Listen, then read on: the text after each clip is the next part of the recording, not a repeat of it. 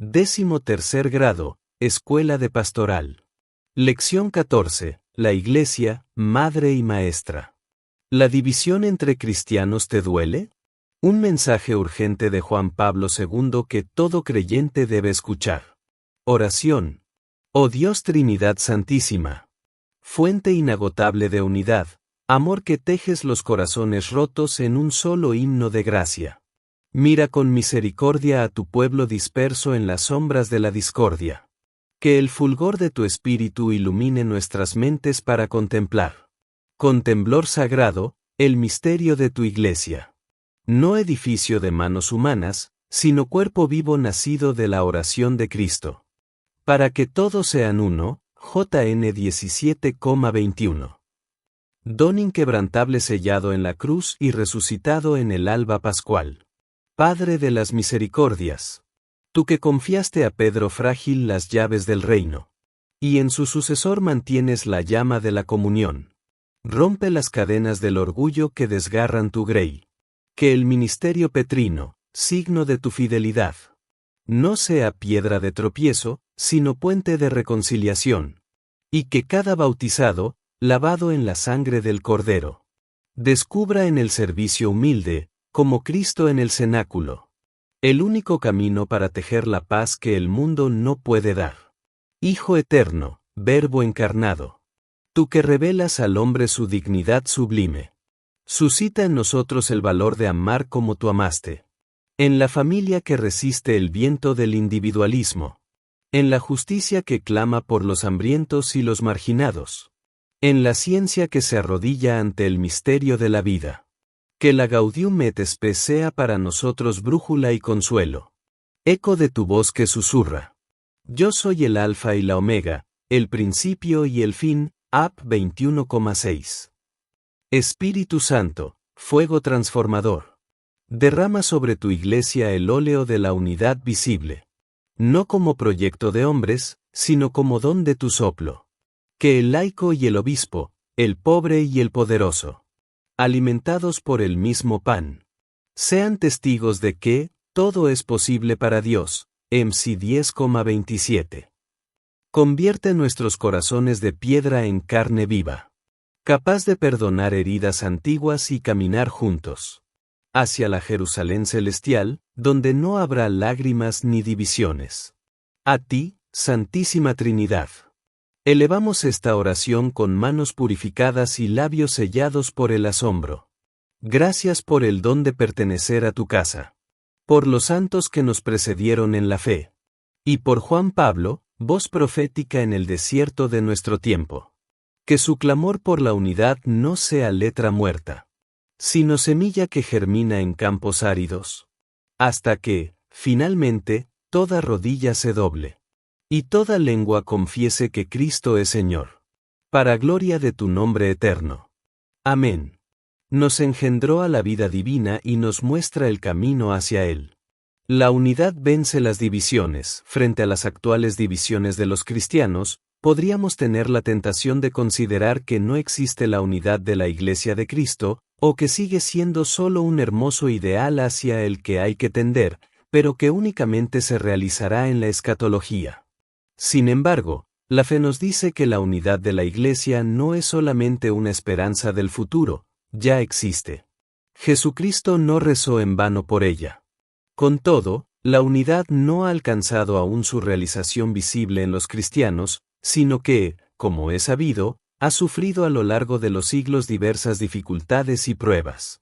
Del mismo modo, hay que decir que la Iglesia es santa, pero su santidad requiere un proceso continuo de conversión y renovación por parte de cada fiel y de las comunidades. Aquí se inserta también la humilde petición de perdón por las culpas cometidas. Más aún, la Iglesia es católica, pero su dimensión universal debe manifestarse cada vez más gracias a la actividad misionera, a la inculturación de la fe y al esfuerzo ecuménico guiado por el Espíritu Santo, hasta la completa realización de la llamada divina a la fe en Cristo. El problema del ecumenismo no consiste, por tanto, en crear de la nada una unidad que aún no existe, sino en vivir plena y fielmente, bajo la acción del Espíritu Santo, la unidad en la que Cristo fundó su Iglesia. Se aclara así el verdadero sentido de la oración por la unidad y de los esfuerzos realizados para lograr la comprensión entre los cristianos. Cf. Carta Encíclica Ut Unum Sint, número 21. No se trata simplemente de que se reúnan personas de buena voluntad para establecer acuerdos. Es necesario, más bien, acoger simplemente la unidad querida por Cristo y donada continuamente por el Espíritu. No se puede llegar a ella simplemente con convergencias concordadas desde la base. Por el contrario, es preciso que cada uno se abra para acoger sinceramente el impulso que viene desde lo alto, siguiendo con docilidad la acción del Espíritu, que quiere reunir a los hombres en un solo rebaño bajo un solo pastor. Cf. Juan capítulo 10 versículo 16, Cristo Señor. Así pues, la unidad de la Iglesia ha de considerarse sobre todo como un don que viene de lo alto. La Iglesia, pueblo de los redimidos, tiene una estructura singular que se diferencia de la que regula las sociedades humanas. Estas, una vez que alcanzan la madurez necesaria a través de procesos propios, se dan a sí mismas una autoridad para que las gobierne y trate de asegurar la contribución de todos al bien común. La Iglesia, por el contrario, recibe su institución y su estructura de su fundador, Jesucristo, Hijo de Dios encarnado. Él la edificó con su propia autoridad, eligiendo a 12 hombres, que constituyó apóstoles, es decir, enviados, para que en su nombre continuaran su obra. Entre esos 12, eligió a uno, el apóstol Pedro, a quien dijo: Simón, yo he rogado por ti. Y tú, cuando hayas vuelto, confirma a tus hermanos. Lucas capítulo 22 versículos 31 y 32. Pedro es, pues, uno de los 12, con las mismas tareas de los otros apóstoles. Sin embargo, a él Cristo quiso confiarle otra tarea más, la de confirmar a sus hermanos en la fe y en la solicitud de la caridad recíproca. El ministerio del sucesor de Pedro es un don que Cristo hizo a su esposa, para que en todos los tiempos se conserve y promueva la unidad de todo el pueblo de Dios. Por ello, el obispo de Roma es el Servus Servorum Dei, es decir, siervo de los siervos de Dios, constituido por Dios como principio y fundamento perpetuo y visible de unidad. Lumen Gentium, número 23, cf. Ut Unum Sint, números 88 a 96. La unidad de la Iglesia solo se manifestará plenamente cuando los cristianos hagan suya la voluntad de Cristo, acogiendo, entre los dones de gracia, también la autoridad que Él dio a los apóstoles, la misma que hoy ejercen los obispos, sus sucesores, en comunión con el ministerio del obispo de Roma, sucesor de Pedro. Alrededor de este cenáculo de apostolicidad, de institución divina, está llamada a realizarse de modo visible, mediante la fuerza del Espíritu Santo, la misma unidad de todos los fieles en Cristo, por la que él oró intensamente. No estaría en conformidad con la Escritura y la tradición pensar para la Iglesia un tipo de autoridad según el modelo de los ordenamientos políticos que se han desarrollado a lo largo de la historia de la humanidad. Al contrario, según el pensamiento y el ejemplo de su fundador, a los que son llamados para formar parte del colegio apostólico, se les pide servir, precisamente como Cristo, que en el cenáculo comenzó la última cena lavando los pies a los apóstoles. El Hijo del Hombre no ha venido a ser servido, sino a servir y a dar su vida. Marcos capítulo 10 versículo 45. Servir al pueblo de Dios para que todos sean un solo corazón y una sola alma. Esta es la base de la estructura de la Iglesia. Pero la historia nos recuerda que en la memoria de los cristianos de las otras iglesias y comunidades eclesiales este ministerio ha dejado algunos recuerdos dolorosos que hay que purificar. La debilidad humana de Pedro, cf. Mateo capítulo 16 versículo 23, de Pablo, cf. Segunda carta a los Corintios capítulo 12 versículos 9 y 10, y de los apóstoles pone de relieve el valor de la misericordia de Dios y del poder de su gracia. En efecto, las tradiciones evangélicas nos enseñan que precisamente este poder de gracia transforma a los llamados a seguir al Señor y los hace uno en Él. El ministerio de Pedro y de sus sucesores, dentro del colegio de los apóstoles y de sus sucesores, es un ministerio de misericordia nacido de un acto de misericordia de Cristo, ut unum sint, número 93. El buen pastor quiso que toda la grey, que había adquirido mediante su sacrificio, escuchara a lo largo de los siglos su voz de verdad. Por esa razón, encomendó a los 11, con Pedro a la cabeza, y a sus sucesores, la misión de velar como centinelas, para que en cada una de las iglesias particulares confiadas a ellos se encarne la una, sancta, católica et apostólica ecclesia. Por tanto, en la comunión de los pastores con el obispo de Roma se da el testimonio de la verdad, que es también servicio a la unidad, en el que el ministerio del sucesor de Pedro ocupa un puesto muy particular. En los albores del nuevo milenio, ¿cómo no invocar para todos los cristianos la gracia de la unidad, que el Señor Jesús les obtuvo a un precio tan alto? La unidad de la fe, en la adhesión a la verdad revelada. La unidad de la esperanza, en el camino hacia la realización del reino de Dios. Y la unidad de la caridad, con sus múltiples formas y aplicaciones en todos los campos de la vida humana. En esta unidad, todos los conflictos pueden encontrar solución, y todos los cristianos divididos, su reconciliación, para alcanzar la meta de la comunión plena y visible. Si nos preguntamos si todo esto es posible, la respuesta sería siempre, sí. La misma respuesta que escuchó María de Nazaret, porque para Dios nada hay imposible, ut unum sint, número 102. Al concluir este ciclo de catequesis, me viene a la memoria la exhortación del apóstol Pablo: hermanos, alegraos, sed perfectos, animaos, tened un mismo sentir, vivid en paz, y el Dios de la caridad y de la paz estará con vosotros. La gracia del Señor Jesucristo, el amor de Dios y la comunión del Espíritu Santo estén con todos vosotros. Segunda carta a los Corintios capítulo 13 versículos 11 y 13. Amén. Discurso del Papa Juan Pablo II en el 30º aniversario de la Constitución Pastoral sobre la Iglesia en el mundo actual, Gaudium et Spes. Con gran gozo y esperanza os saludo a vosotros, que os habéis reunido esta tarde para conmemorar el ya cercano 30º aniversario de la Constitución Pastoral Gaudium et Spes, como queriendo comenzar en esta aula el Congreso Internacional, que se celebrará en los próximos días en Loreto, por iniciativa del Consejo Pontificio para los Laicos y el Consejo Pontificio, Justicia y Paz, en colaboración con la Administración Apostólica de la Santa Casa de Loreto, representada aquí por el querido Arzobispo Pasquale Macchi, Delegado Pontificio para el Santuario Lauretano. Agradezco cordialmente a los señores cardenales Eduardo Pironio y Roger Echegaray las estimulantes reflexiones con las que han introducido esta solemne conmemoración, poniendo de relieve, en especial, la importancia que ha tenido la Gaudium et Spes al favorecer la participación del laicado católico, durante estos 30 años, en la vida de la Iglesia y en la animación evangélica de las realidades temporales. Valor histórico e importancia.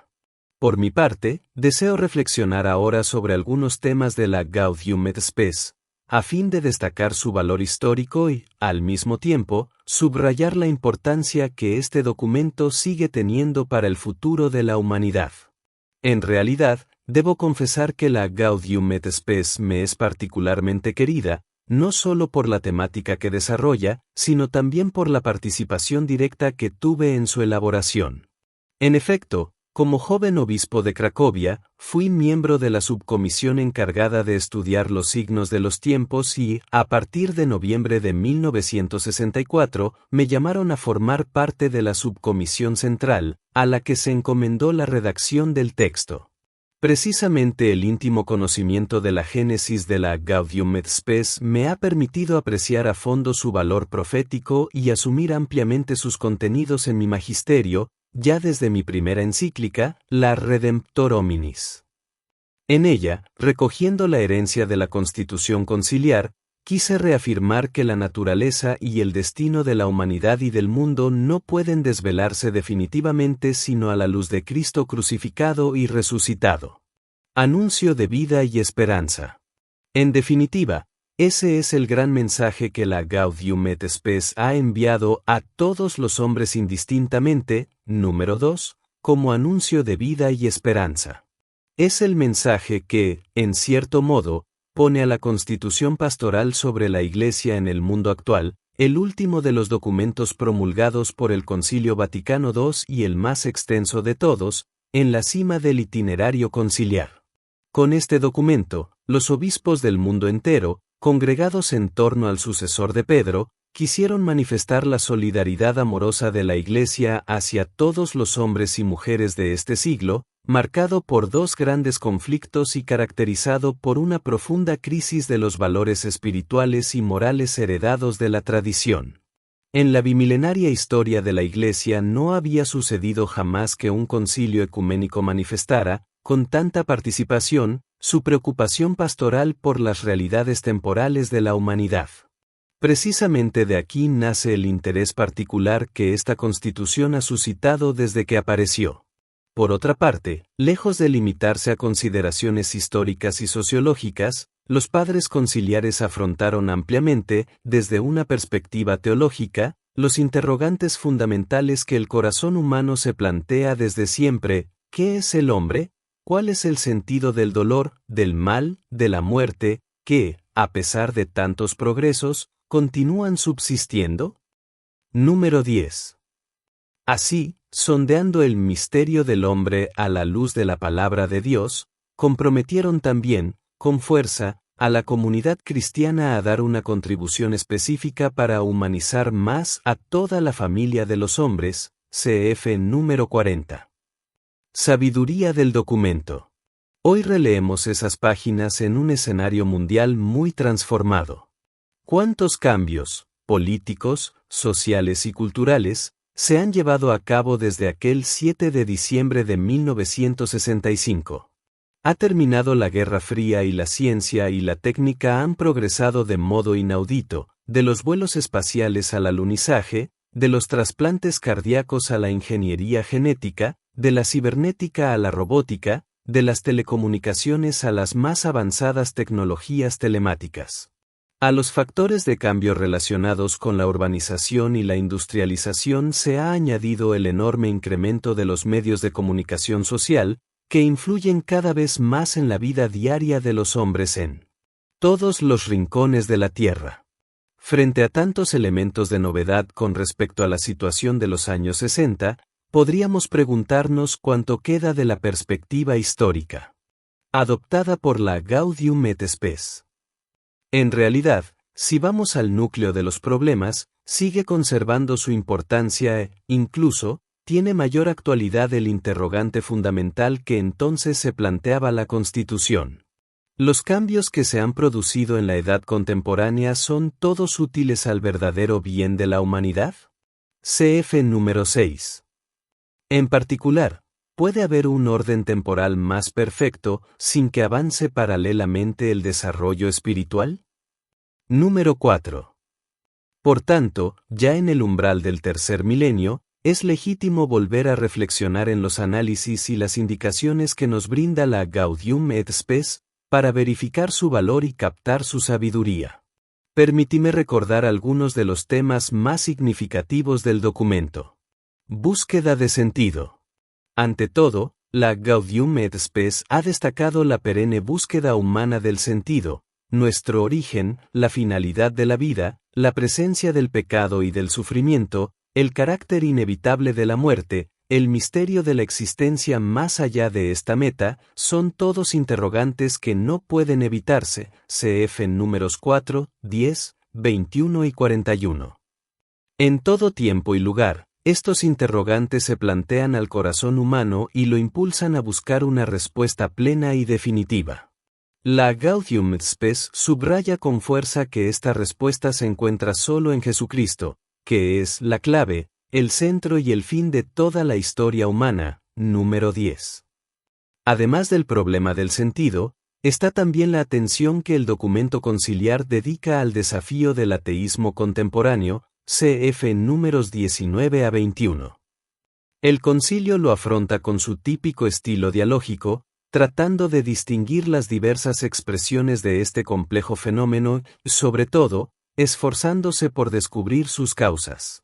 Lo hace con la valentía de la verdad al denunciar el error, pero, a la vez, con actitud de comprensión hacia quienes están en el error, y no duda en reconocer las culpas que, a este respecto, tienen a menudo los mismos creyentes cuando, por insuficiencia doctrinal y sobre todo por incoherencia práctica, terminan por velar el verdadero rostro de Dios y de la religión. Más que revelarlo, número 19. Sobre la base de esta comprometedora posición de la Gaudium et Spes, el Papa Pablo VI creó en 1965 un secretariado para los no creyentes, que después se llamó Consejo Pontificio para el Diálogo con los No Creyentes, y, por último, se incorporó en el Consejo Pontificio para la Cultura. Yo mismo, siguiendo la línea de la Gaudium et Spes, durante estos años he considerado mi deber ilustrar en diversas ocasiones cómo, a pesar de los lamentables conflictos del pasado, la ciencia y la fe no tienen ningún motivo verdadero de antagonismo, sino que, más bien, sacan recíproca ventaja de su encuentro y de su mutua colaboración. Cf. número 36. El matrimonio y la familia. No puedo extenderme aquí, considerando los temas verdaderamente fundamentales que la Constitución trata, especialmente en su primera parte, la dignidad de la persona humana, la comunidad de los hombres y la actividad humana en el universo. Basta subrayar que el Concilio ilumina todo esto con la luz de la revelación, señalando a Cristo como sentido y plenitud de toda criatura, alfa y omega del mundo. Y en el marco de esta visión global, el Concilio ilustra muy bien la misión de la Iglesia, poniendo de relieve la ayuda que da, sin dejar de reconocer la que recibe del mundo contemporáneo, cf. número 44. Pero la Gaudium et Spes no se limita a los interrogantes fundamentales. Deseando prestar un servicio más concreto al hombre de nuestro tiempo, afronta también sobre el terreno los problemas inmediatos que le afectan. Entre estos, ciertamente, tiene particular importancia la necesidad de promover la dignidad y la santidad del matrimonio y de la vida familiar. Durante los años que siguieron al concilio, la ulterior evolución de las costumbres ha mostrado que la Iglesia había visto correctamente, proponiendo con claridad esta urgencia a la atención de la comunidad cristiana y de toda la humanidad. Hoy la familia corre peligro, no solo a causa de factores externos, como la movilidad social y las nuevas características de la organización del trabajo, sino también, y sobre todo, a causa de una cultura individualista, carente de sólidas bases éticas, que entiende mal el sentido mismo del amor entre los esposos y que, rechazando su connatural exigencia de estabilidad, insidia la armonía de los núcleos familiares en la comunión y en la paz. Durante los años pasados, el magisterio de la Iglesia intervino en muchas ocasiones para reafirmar e ilustrar el designio de Dios sobre el matrimonio y la familia. ¿Cómo no recordar la exhortación postsinodal Familiaris Consortio y las iniciativas que han caracterizado el reciente año de la familia? Se trata de un camino de reflexión y de testimonio que precisamente en la Gaudium et Spes ha encontrado una constante e inagotable fuente de inspiración. Problemática social. Además, frente a los enormes problemas sociales que afectan aún al mundo, especialmente en el sur del planeta, no se puede menos de destacar la reflexión que la Gaudium et Spes ha dedicado a la vida económico-social. Ya desde su exposición introductiva atrae la atención hacia el gran escándalo de nuestro siglo. Nunca ha tenido la humanidad tanta abundancia de riquezas, posibilidades y poder económico, y, sin embargo, todavía una enorme parte de la población mundial se ve afligida por el hambre y la miseria y es incalculable el número de los totalmente analfabetos. Número 4. Era de esperar que esta amarga constatación de hace 30 años se superara gracias al desarrollo posterior, especialmente después de que la caída del comunismo y el fin de la Guerra Fría han permitido a la humanidad afrontar con nuevas energías y empeño unánime el problema de la pobreza. Por el contrario, nos vemos obligados a lamentar aún hoy absurdas desigualdades, agravadas por guerras entre pobres, a los que a menudo el mundo de la opulencia, en lugar de suministrarles una ayuda eficaz y solidaria, les suministra el potencial destructivo de armas mortíferas. Ética política. El problema de la pobreza y su solución mediante una sana economía, que respete el valor prioritario de la persona, remite así a una exposición más amplia de ética política. Por tanto, la Gaudium et Spes, después de haber considerado el ámbito económico, dedica con razón páginas elocuentes a la necesidad fundamental de promover en las naciones y entre las naciones una vida política inspirada en valores morales irrenunciables, cf. número 73 a 90. La exhortación del concilio a superar la furia destructora de la guerra y a promover la paz sigue siendo aún muy actual. Son de todos conocidas las páginas conmovedoras en las que la Constitución exhorta a los hombres, con espíritu familiar de hijos de Dios, a dejar a un lado todas las desavenencias entre naciones y razas, número 42, y a desarrollar una verdadera comunidad universal, número 9. Por desgracia, el odio étnico y religioso, atizado por recuerdos tribales y nacionales, sigue fomentando conflictos, genocidios y matanzas, con las terribles consecuencias que ocasionan hechos tan dolorosos, hambre, epidemias y millones de refugiados que huyen. Es hora de escuchar la exhortación del concilio. Aquí los creyentes tienen una responsabilidad especial, como he afirmado en numerosas oportunidades, invitando también a reunirse a los representantes de las diversas religiones. A este propósito, ¿cómo olvidar la Jornada Mundial de Oración por la Paz, que congregó a los principales jefes de las religiones mundiales en Asís, el 27 de octubre de 1986? Ciertamente estábamos en sintonía con la Gaudium et Spes cuando, en la ciudad de San Francisco, oramos y ayunamos, sostenidos por la confianza de contribuir de ese modo a humanizar la convivencia entre los hombres, desgarrada aún por contrastes mortales. Defensa y promoción de la dignidad humana. Bastan estas breves indicaciones para subrayar el amplísimo horizonte en el que se mueve la Gaudium et Spes. Con ella, la Iglesia ha querido verdaderamente abrazar a todo el mundo. Mirando a los hombres a la luz de Cristo, ha sabido comprender sus profundos anhelos y sus necesidades concretas, convirtiéndose en una especie de carta magna de la dignidad humana, que hay que defender y promover. El concilio, situándose en esta perspectiva, ha podido centrar su atención en los temas y las exigencias que después se manifestarían de modo cada vez más claro a la conciencia de la humanidad. Pensemos, por ejemplo, en la especialísima defensa que la Gaudium et Spes hace de los derechos y la dignidad de la mujer, cf. número 29. Desde el concilio hasta nuestros días, se ha progresado bastante al respecto, pero aún queda mucho por hacer en la comunidad internacional y en cada nación.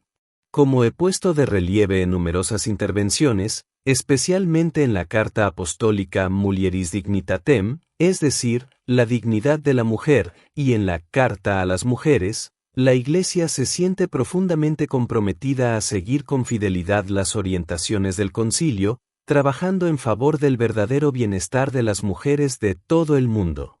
El realismo de la esperanza. Aunque solo se trate de un rápido repaso, se ve bien cómo la Constitución conciliar no ha perdido nada de su actualidad. Por el contrario, frente a los graves problemas que aún nos angustian, podríamos preguntarnos si algunas de sus expresiones no son excesivamente optimistas. En realidad, si leemos bien el texto, nos damos cuenta de que el concilio no ocultó de ningún modo los problemas, sino que quiso afrontarlos con la actitud que el Sínodo de 1985 llamaría el realismo de la esperanza, relación final, sección D, número 2. Se trata del realismo que no se deprime ni deja espacio al cinismo paralizador porque sabe que, a pesar de todo, el mundo está impregnado de la gracia pascual que lo sostiene y lo redime. Esta gracia necesita testigos diligentes, que sean para sus hermanos el rostro de la esperanza. Todos los hijos de la Iglesia están llamados a serlo. En particular, la Gaudium et Spes exhortó al testimonio personal y a la iniciativa iluminada de los laicos, hombres y mujeres, para que se esforzaran por desempeñar un papel mayor en la vida de la Iglesia y del mundo, cf. número 43. Esta opción sigue siendo aún una de las grandes urgencias y, al mismo tiempo, una de las más grandes esperanzas de la Iglesia de nuestro tiempo. A este propósito, me complace notar cómo la participación de cualificadas personalidades laicas de todo el mundo en este Congreso es un modo muy apropiado para celebrar el aniversario de un documento que ha tenido un significado tan importante en la vida de la Iglesia durante estos últimos 30 años. Cristo, el mensaje. Queridos hermanos y hermanas, he querido recordar algunos de los temas presentes en la Gaudium Spes, como para empezar el análisis profundo que se realizará en los próximos días durante el Congreso. Si puedo expresar un deseo, quisiera que este aniversario suscite un renovado interés por el documento e impulse a los fieles a redescubrirlo en su integridad, captando su mensaje profundo y siempre válido.